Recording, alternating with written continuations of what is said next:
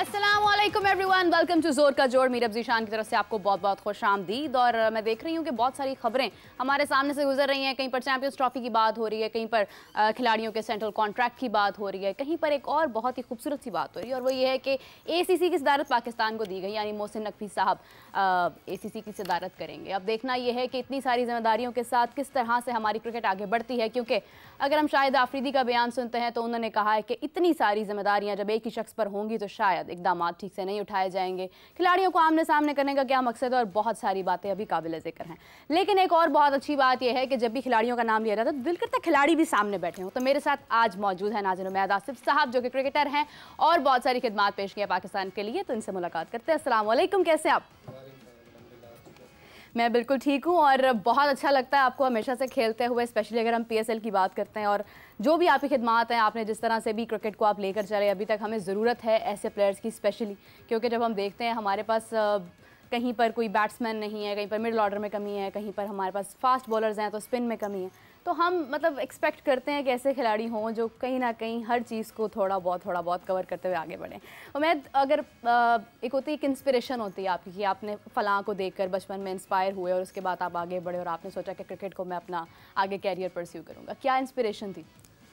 जिसने 92 का world cup थोड़ा बहुत जिसको याद होगा, उसकी उस टीम के अलावा कोई इंस्पिरेशन हो नहीं सकती। और उस टाइम पे हमारे जो कैप्टन थे इमरान खान, उसके बाद आप हॉकी देख लें, हमारी हॉकी पीक पे थी। हाँ।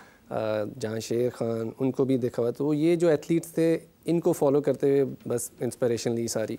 और इसी तरह करते करते आगे से 96 का जब क्वार्टर फाइनल हारे तो उसमें ज़रा दुख हुआ और फिर सोचा कि क्रिकेट की तरफ आऊँ। बिल्कुल सही है। अब देखिए, मतलब इसी तरह से होता है, कोई ना कोई आपकी इंस्पिरेशन होती है, फिर आप स्टेप बाय स्टेप आगे बढ़ते हैं और आप फाइनली अपना एक कैरियर परस्यू कर लेते हैं। और फिर बहुत अच्छा लगता है जब आप खुद वहीं पर उन्हीं स्टेडियम्स में, उन्हीं जगहों पर आप जब खुद मौजूद होते हैं और आप खेलते हैं, तो एक बहुत ज़बरदस्ती फीलिंग आती है। नूर दस्तगीर बट मेरे साथ मौजूद हैं, जिन्होंने कॉमनवेल्थ में भी परफॉर्म किया, बहुत सारे इवेंट्स के अंदर उन्होंने परफॉर्म किया और स्पेशली गोल्ड मेडलिस्ट हैं 2022 की बात की जाए तो उनके साथ भी मुलाकात करते हैं। अस्सलाम वालेकुम नू, कैसे हैं आप? वालेकुम अस्सलाम, मैं बिल्कुल ठीक। बट साहब, वैसे तो मतलब कहते हैं कि इंसान को देखकर भी समझ आती है कि इसका क्या आगे माइंडसेट है, किस तरह से इसने जाना है। जिस तरह से आपने वेट लिफ्टिंग स्टार्ट की और उसके बाद आपने उसको यहाँ तक अचीव किया कि आप गोल्ड मेडलिस्ट बने, बहुत बड़ी बात है। What was your inspiration to be the weight lifter?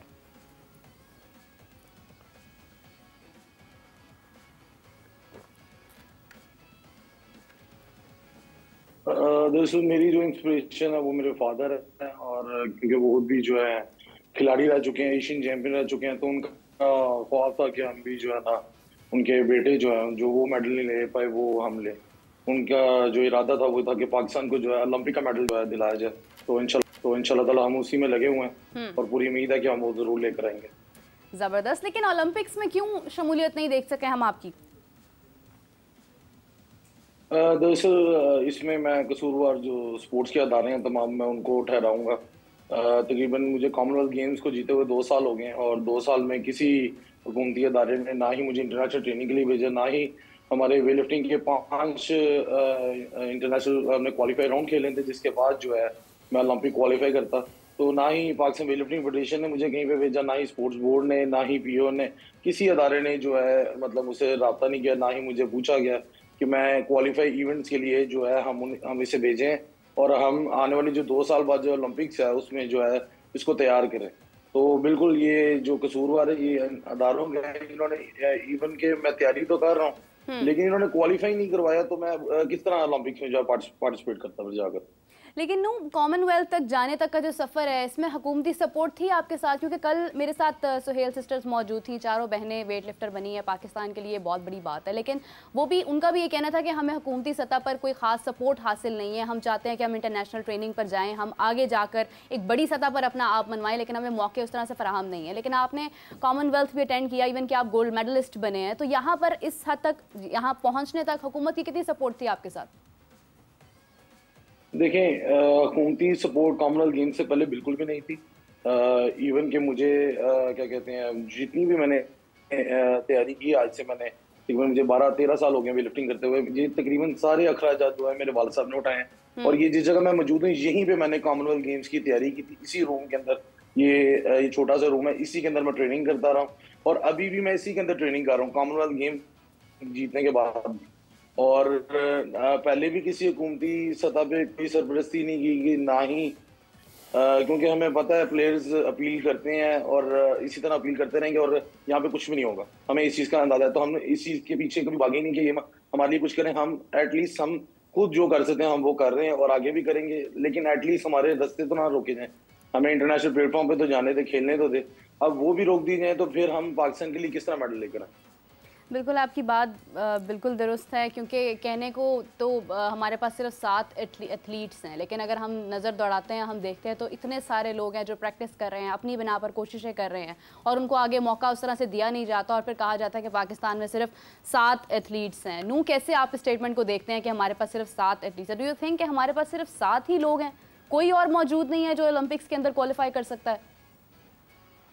मैंने आज से 2022 में जब कॉमनवेल्थ गेम्स विन की थी, मैंने उसके बाद इंटरव्यू दिए थे, मैंने उसमें कहा था कि सिर्फ मुझे क्वालिफाई इवेंट्स खिला दीजिए, मैं किसी से अपील नहीं करता, मुझे सिर्फ क्वालिफाई इवेंट्स खिला दीजिए और मुझे सिर्फ पार्टिसिपेशन करवा दीजिए, ओलंपिक मेडल लेकर आने की जिम्मेदारी हमारी है।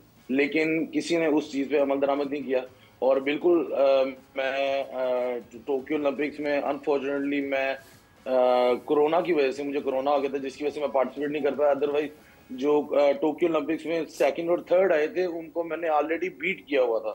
और उसके अलावा 2024 में जो लड़के अभी दोबारा वही पार्टिसिपेट कर रहे हैं जिनको मैंने बीट किया हुआ। तो अब अगर मुझे क्वालिफाइंग इवेंट ही ना खिलाया जाए, अगर मुझे पॉलिटिक्स के नजर में उन्होंने कर दिया है, तो फिर मैं क्या कर सकता हूँ? मैं तो हार्ड वर्क कर रहा हूँ, मैं तो अभी भी ट्रेनिंग करके हटा हूँ, मैंने शाम को भी ट्रेनिंग करनी है, मैं तो अपना काम कर रहा हूँ। लेकिन एटलीस्ट अदारे जो हैं उनको अपना काम करना चाहिए कि एटलीस्ट मेरिट के ऊपर भेजना चाहिए। कॉमनवेल्थ गेम्स का मेडलिस्ट मैं हूँ और जो लोग वहाँ पे ओलंपिक्स में मौजूद हैं वो तो मेडलिस्ट ही नहीं कॉमनवेल्थ गेम्स में। बिल्कुल सही है नू, thank you so much for joining us. और जिस तरह से कल भी मैं इजहार करी थी कि वज़ीर आला पंजाब स्पेशल अपील है कि जो भी खिलाड़ी, जो एथलीट्स हैं, जो कोशिशें अपनी जारी रखते हैं, जो अपनी बिना पर अपनी डाइट का खुद से ख्याल रखते हुए तमाम खेलों को अहमियत देते हैं, उन तमाम खेलों पर हमें गौर करने की ज़रूरत है। हम क्रिकेट की बहुत बात करते हैं, लेकिन अगर हम दीगर खेल देखते हैं तो हमारी आंखों के सामने ख़त्म होते जा रहे हैं। हॉकी हमारी आंखों के सामने ख़त्म हुई है, लेकिन हम इस तरह से नहीं होना चाहिए, क्योंकि जब हुकूमत बदलती है तो फिर उम्मीदें भी ज़्यादा बढ़ जाती हैं। तो इस पर गौर करने की बहुत ज़्यादा ज़रूरत है। Coming back to you Umaid, क्योंकि PSL की बात हम इससे पहले कर रहे थे और PSL में आपने परफॉर्म किया, 2018 की बात की जाए, उस वक्त के उमैद में और आज के उमैद में क्या फ़र्क है? देखें, एक्सपीरियंस तो है ऑब्वियसली कि मैं 6 PSL खेला, 4 के फाइनल में पहुंचे थे, तो अब जितना खेलते हैं आप एक्सपीरियंस गेन करते रहते हैं। और ये जो लर्निंग कर्व है ये कभी आपको नीचे सीधी नहीं करनी चाहिए, आपको जाने देना चाहिए ऊपर कोई, और आप हमेशा सीखते हैं बस। अब ये कह सकते हैं कि मुझे क्रिकेट का ज़्यादा नॉलेज हो गया क्योंकि इंटरनेशनल प्लेयर्स के साथ खेला 6 साल, और जिस तरह वो अपनी फ़िटनेस का ख्याल रखते हैं उसका ज़्यादा अंदाज़ा हो गया कि आपको क्या चीज़ चाहिए होती है। अब देखें, आई एम 40 राइट नाउ, और एट 40 आप अगर 140 कर सकते हैं, look 20 वो ये मुझे सारे कहते हैं, बट इट्स लाइक कि आप एट 40 इफ़ यू कैन बोल 140, तो इसका मतलब है कि आपकी कोई जो ट्रेनिंग रिजीम है वो अच्छी है। आई बिलीव कि जैसे अभी नूर बात कर रहे थे कि इन जो अभी जिनको कोई सपोर्ट नहीं मिल हुई उनको तो सपोर्ट उधर मिलनी चाहिए, बट आई बिलीव कि एक पूरा सिस्टम हमें चाहिए जो स्कूल से स्टार्ट हो। क्योंकि आप बाहर जाते हैं तो आपके एथलीट्स जो हैं वो स्कूल से स्टार्ट होते हैं बनना, जो हर गेम में पार्टिसिपेट करते हैं, उनकी ग्राउंड होती है स्कूल में। वो जब तक स्कूल्स में ग्राउंड नहीं होगी और उधर उनको फंडिंग नहीं होगी रिलेटेड टू स्पोर्ट्स, हमारे एथलीट्स इसी तरह बेचारे होते रहेंगे। बिल्कुल ऐसे ही है, क्योंकि एक सपोर्ट की ज़रूरत होती है। फैमिली एक हद तक सपोर्ट कर सकती है, उसके आगे फिर आगे डाइट, आगे मुकाबला इंटरनेशनल लेवल पर जाकर करना बहुत मुश्किल हो जाता है। उमैद, अगर हम देखते हैं PSL से मोस्टली खिलाड़ी हमारे आगे सिलेक्ट होते हैं, आगे टूर्नामेंट्स में जाते हैं, बड़े इवेंट्स में जाते हैं, उनकी सिलेक्शन होती है। सोशल मीडिया का भी बहुत ज़्यादा किरदार है, क्योंकि जब आप PSL खेलते हैं तो आप इंटरनेट पर छा जाते हैं। तो क्यों ऐसा होता है कि अपने ग्राउंड्स पर हम खेल जाते हैं, अपनी लीग्स में भी हम बहुत अच्छा खेल जाते हैं, लेकिन आगे जाकर फिर हम दब जाते हैं, परफॉर्म नहीं कर पाते हैं? क्या ऐसी कमी रह जाती है हमारे अंदर? ये probably I think it's about the culture जो राइट नाउ हमारे यहाँ पे है। इतने प्रेशर्स होते हैं चीज़ों के कि हम उसमें ही दबे रहते हैं काफ़ी ज़्यादा, और हम खुल के नहीं खेल सकते क्योंकि हमें ये डर ये होता है कि अगर ये ना हुआ तो ये हो जाएगा, अगर ऐसे हो गया तो ये हो जाएगा। इनसिक्योरिटी रहती है। इनसिक्योरिटी हर जगह पाकिस्तान में अवेलेबल है, जिसकी वजह से ही हमारे जो भी प्लेयर्स बनते हैं वो इनसिक्योर ही आते हैं। तो उनकी सिक्योरिटी के लिए जो भी हो सकता है वो आई डोंट नो, अब वो साइकेट्रिस्ट या साइकोलॉजिस्ट यूज़ करें या जैसे भी है, आई थिंक प्लेयर्स को इस बारे में सिक्योर करना बड़ा लाजमी है। बिल्कुल सही बात है, क्योंकि डेफिनेटली हर काम में एक प्रेशर होता है आपके माइंड के ऊपर, और इनसिक्योरिटी जब आप में आ जाती है, जो कि हमें एक्चुअली नज़र आ रही है। इस बार भी हमने देखा कि हमारे प्लेयर्स खेल रहे थे लेकिन वो दब कर खेल रहे थे, वो खुल कर नहीं खेल रहे थे जिस तरह बाकी ममालिक के प्लेयर्स खेल रहे थे। कहीं ना कहीं ये इनसिक्योरिटी है। अभी रिसेंटली अगर हम देखें, सर्जरी की बहुत बात हो रही है, सब ने अपना अपना इसके ऊपर ओपिनियन दिया कि नहीं सर्जरी होनी चाहिए, नहीं होनी चाहिए, फ़लाँ प्लेयर आना चाहिए, फ़लाँ नहीं आना चाहिए। एक अगर कहा जाए, क्योंकि अब कैटेगरीज़ की भी बात हो रही है, प्लेयर्स को कैटेगरीज़ में भी शामिल करना चाहिए। पहले हम खुद बेजा मौके फराहम करते हैं प्लेयर्स को कि नहीं नहीं आप ही जाएँ, आप ही जाएँ। बहुत सारे लोग एक लाइन में होते हैं जिनको इंतज़ार होता है कि हम आगे जाएंगे, लेकिन फिर वो नहीं जा पाते हैं। बेजा मौके देने के बाद फिर हम खुद ही कहते हैं नहीं अब ये नहीं चल रहा, उसका कैरियर पूरा मुकम्मल शो करके पूरी दुनिया में तबाह करके उसको हम कहते हैं नहीं इसको फ़लाँ कैटेगरी में ले आओ, इसको अब आगे नहीं लेकर जाना, इसकी सर्जरी कर दो। तो ये तरीक़ाकार क्या मुनासिब है? देखिए इस टाइम तो मैं इस बारे में कुछ नहीं कह सकता, लेकिन ये ज़रूर कहूँगा कि सर्जरी से बेहतर है कि आप प्रिकॉशन यूज़ कर लें। समझ रहे हैं आप? अब जैसे अगर कोई बीमार हो रहा है, वो बीमारी पे पहुंचने तक जो काम हुआ है उसको बेहतर किया जाए तो बीमार भी नहीं होंगे। तो आपको नीचे से, जैसे मैं पहले कह रहा था कि स्कूल क्रिकेट से स्टार्ट करें। आपका स्ट्रक्चर जब ठीक होगा, जैसे अगर आपका न्यूट्रिशन ठीक होगा तो आप बीमार नहीं होंगे, इसी तरह आपका स्ट्रक्चर ठीक होगा तो आपके प्लेयर उसी तरह के निकलेंगे जैसे आप चाह रहे हैं। बिल्कुल सही बात है। उमैद, क्या फ्यूचर देखते हैं अब? अगर आप देखें कि आपकी जो जर्नी है, बिकॉज आपने अपने आप को फिट भी रखा हुआ है, आपने अपनी प्रैक्टिस भी जारी रखी हुई है, क्या फ्यूचर देखते हैं आप अपना क्रिकेट में? देखें अभी तो जितना मैं, जब तक है वो कहते हैं ना, जब तक है जहाँ जाने मैं नाचूंगी, तो जब तक मैं खेल सकता हूँ, जब तक आई कैन फील के I can perform as an against a 19 year old या जो भी नए आ रहे हैं, तो I will keep on playing. और आई फील कि जब तक एक सीनियर प्लेयर या 2 सीनियर प्लेयर एक टीम में मौजूद नहीं होंगे, आप नए जो प्लेयर आ रहे हैं उनको उस इन्वायरमेंट, उस सिनेरियो के मुताबिक आप नहीं सिखा सकते। अगर आप कोचिंग में आ जाते हैं, कोचिंग में आप बाहर बैठे होते हैं, आप वो जो गेम सिनेरियो उस वक्त चल रहा होता है, उस टाइम जो उनकी अंदर प्लानिंग हो रही होती है या जो उस टाइम सिचुएशन होती है, वो आप बाहर से कन्वे प्रॉपर्ली नहीं कर सकते, जो कि एक सीनियर प्लेयर अंदर रह के साथ खड़ा होकर बता सकता है। तो इसी तरह मेरी कोशिश यही है कि जितना मैं खेल सकता हूँ, जितने आगे यंगस्टर्स के साथ मैं उनको अपना जो नॉलेज है, जो मैंने सीखा है, वो आगे दे सकूँ, वो दूँगा। अच्छा।